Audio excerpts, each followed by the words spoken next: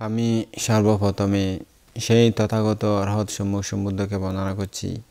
অতঃপর সদ্ধর্মের অকৃত্রিম কৃতজ্ঞ পূজারী শ্রদ্ধাবান শ্রদ্ধাবতী উপাসক উপাসিকাদেরকে আমার মৈত্রীময় আশীর্বাদ জানাচ্ছি।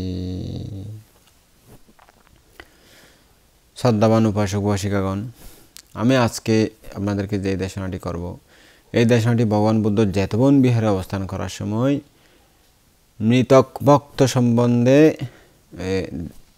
দেশনা করেছিলেন। তখনকার সময়ে মানুষেরা বিভিন্ন সময়ে ছাগল, হরিণ, শূকর এরকম বিভিন্ন পশু পাখি হত্যা করে বিভিন্ন পূজা অর্চনা দিয়ে পরলোকগত জ্ঞাতি আত্মীয় স্বজনদের উদ্দেশ্যে মৃতক ভক্ত দিত।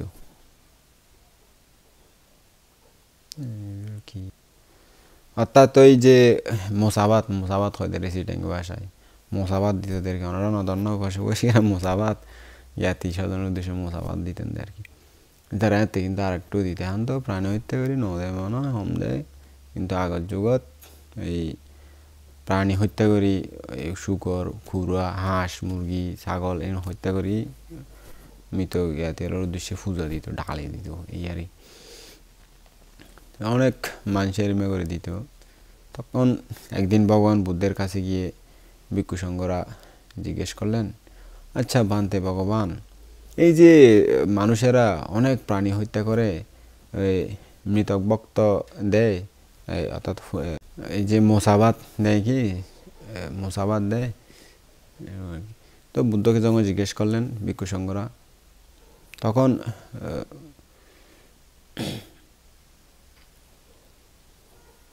তার বুদ্ধকে জিজ্ঞেস করলেন এই যে মোসাবাত দেয় এর কোনো সুফল আছে কি, কোনো ফল আছে কি, ফল আছে কি না কোনো। তখন ভগবান বুদ্ধ বললেন, ভিক্ষুগণ, ওই মৃতক ভক্তে অথবা ওই মোসাবাতের মধ্যে কোনো সুফল নাই, মোসাবাত দিয়ে কোনো লাভ নাই, কোনো সুফলতা নাই। এর জন্য প্রাণী হত্যা করলে কোনো সুফল নাই, কোনো পুণ্য নাই, কোনো কুশল হয় না। তো আগেও পণ্ডিত ব্যক্তিরা আকাশে বসে এই কুপতার দোষ বর্ণনা করে, এই নিকৃষ্ট নীতি, এই মিথ্যে ধারণা ইহা সমস্ত জম্বুদ্বীপ থেকে উঠিয়ে দিয়েছিলেন। কিন্তু পুনর্জন্ম গ্রহণ করে সাধারণ লোকের অতীত স্মৃতি হারিয়ে গেছে, অতীত স্মৃতি তারা মনে রাখতে পারতেছে না, অতীত স্মৃতি লোপ পেয়েছে। এই কারণেই সেই কালচার, সেই সংস্কৃতি, সেই ধ্যান ধারণা আবার মানুষের মধ্যে উৎপন্ন হয়ে গেছে। তখন ভিক্ষুগণ বলেন, ভান্তে ভগবান, সেটা আবার কখন কখন আকাশে বসে এটা বিলুপ্ত করেছিলেন, এখন আবার কিভাবে হয়ে গেল, কখন কিভাবে বিলুপ্ত করেছিলেন এই মানুষের মিথ্যা ধারণা, সেটা আমাদেরকে একটু দেশনা করুন, আমরা শুনতে চাই। তখন ভিক্ষু সংঘ যখন প্রার্থনা করলেন, তখন ভগবান বুদ্ধ বলেন, হে ভিক্ষুগণ, তাহলে শুনো, আমি দেশনা করতেছি। হে ভিক্ষুগণ, সুদূর অতীতকালে বারাণসীরাজ ব্রহ্মদত্তের সময় কোনো লোকবিখ্যাত ত্রিবেদজ্ঞ ব্রাহ্মণ অধ্যাপক মৃতক ভক্ত দেওয়ার ইচ্ছায় একটি ছাগল এনে শিশুদেরকে বললেন, হে বৎসগণ, একে নিয়ে নদীতে স্নান করাও এবং গলায় মালা পরিয়ে পঞ্চাঙ্গুলিক দিয়ে সাজিয়ে তাড়াতাড়ি নিয়ে আসো। পঞ্চাঙ্গুলিক মানে একটা ওই চিহ্ন আর কি, ওখানে একটা সিন্দুরের চিহ্ন টিহ্ন যেগুলো দেয় ওগুলো দিয়ে সাজিয়ে টাজিয়ে নিয়ে আসতে বলতেছে। তারা বলল, হ্যাঁ গুরুদেব, ঠিক আছে, আনতেছি।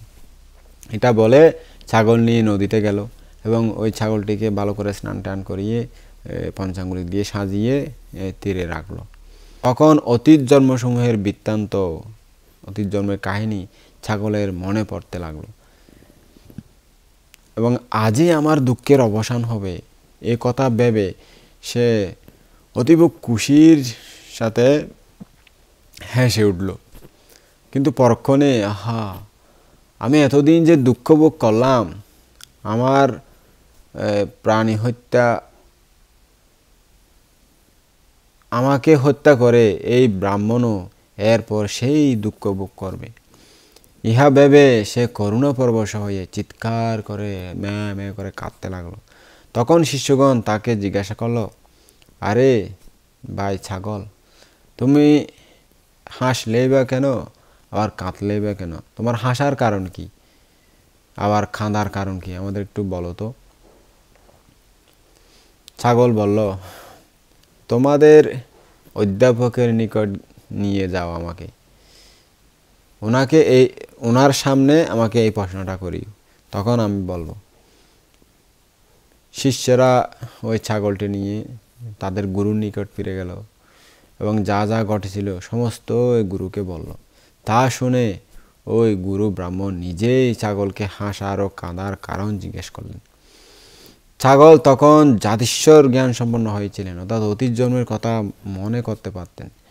সে বলল, আরে ব্রাহ্মণ মশাই, এক সময় আমিও আপনার মতো ত্রিবেদ পারদর্শী পণ্ডিত ব্রাহ্মণ ছিলাম, কিন্তু একবার মাত্র একটা ছাগল হত্যা করে আমি আপনার মতো মৃতক বক্ত অর্থাৎ মোছাবাদ দিয়েছিলাম বলে সেই পাপের কারণে 499 বার ছাগল জন্মগ্রহণ করে আমাকে এইভাবে মাথা কাটার যন্ত্রণা ভোগ করতে হয়েছে।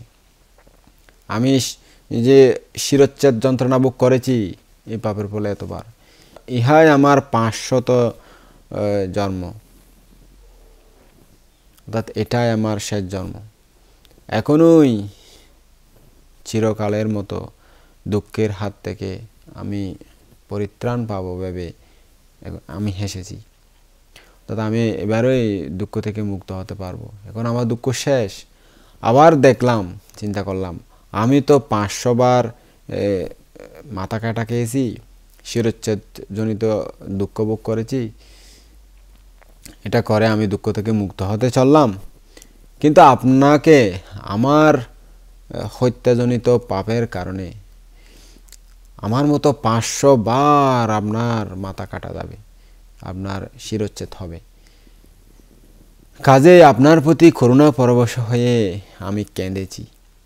এই কথা শুনে ওই ব্রাহ্মণ মশাই বললেন, তোমার কোনো ভয় নাই, আমি তোমাকে হত্যা করব না, আপনি মারুন আর নাই মারুন মহাশয়, আজ আমার মুক্তি নাই, আমি আজকে অবশ্যই এই দুঃখ থেকে মুক্ত হব, আমার হত্যা থেকে কেউ বাঁচাতে পারবে না, কোনো চিন্তা নাই, আমি সঙ্গে সঙ্গে থেকে তোমাকে রক্ষা করব, কাউকে মারতে দেব না। আরে ব্রাহ্মণ মশাই, আপনি যে রক্ষার চেষ্টা করবেন তা দুর্বল, আর আমার কৃত পাপের ফল অতি শক্তিশালী। এইরূপ কথোপকথনের পর ব্রাহ্মণ ছাগলকে বন্ধন মুক্ত করে দিলেন, ছেড়ে দিলেন এবং বললেন, দেখব কে এই ছাগলটাকে মারে। এই সংকল্প করে শিষ্যদের সাথে ওই ছাগলটির পেছনে পেছনে আশেপাশে পাহারা দিতে লাগলেন। ওই ছাগলটি বন্ধনমুক্ত হয়েই এক বিশাল পাথরের উপর দাঁড়িয়ে এভাবে পা দিয়ে লম্বা করে, গলা লম্বা করে ওই লতা গুল্ম, পাতা লতা এগুলো, ঘাস টাস এগুলো খেতে আরম্ভ করলো। ঠিক সেই সময়ে ওই পাথরের উপর বজ্রপাত হলো। সেই বজ্রপাতের আঘাতে ওই পাষাণটি ফেটে গেল এবং উহার এক টুকরো এমন বেগে আসলো যে ওই ছাগলের গলায় এমনভাবে লাগলো যে ছাগলের গলাটা ছিঁড়ে তৎক্ষণাৎ 2 ভাগ হয়ে গেল, মাথা এক পাশে, শরীর এক পাশে হয়ে গেল। এই অদ্ভুত ব্যাপার দেখে সেখানে বিশাল গণজমায়েত হলো, অর্থাৎ অনেক মানুষ সেখানে দেখতে আসলো। তখন বোধিসত্ত্ব সেই সময় বৃক্ষ দেবতা হয়ে ওই এলাকায় বাস করতেছিলেন, জন্ম নিয়েছিলেন বৃক্ষ দেবতা হিসাবে। দৈব শক্তি প্রভাবে তিনি ঋদ্ধি দিয়ে আকাশে পদ্মাসনে এভাবে বসলেন। সকলে সবিস্ময়ে তার দিকে চেয়ে রইলেন। আরে বোধিসত্ত্ব ভাবলেন, আহা, এই হতভাগ্যেরা যদি দুষ্ক্রিয়ার ফল জানতে পারে, এই মানুষেরা যদি পাপের ফল জানতে পারে, অকুশলের ফল জানতে পারে, তাহলে মনে হয় কখনো প্রাণী হত্যা করবে না, প্রাণী হিংসা করবে না। এরপর তিনি অতি মধুর স্বরে তাদেরকে ধর্মশিক্ষা ধর্ম উপদেশ দিতে লাগলেন। অনেকক্ষণ ধর্ম উপদেশাদি দেওয়ার পর বোধিসত্ত্ব শ্রোতাদের মনে নরক ভয় জন্মিয়ে আরও বিশালভাবে ধর্ম উপদেশ দিলেন। পাপ থেকে বিরত হয়ে পুণ্য কার্য করার জন্য, কুশল কর্ম করার জন্য, সুন্দরভাবে সংযত জীবনযাপন করার জন্য অনেক ধর্ম উপদেশ দিলেন।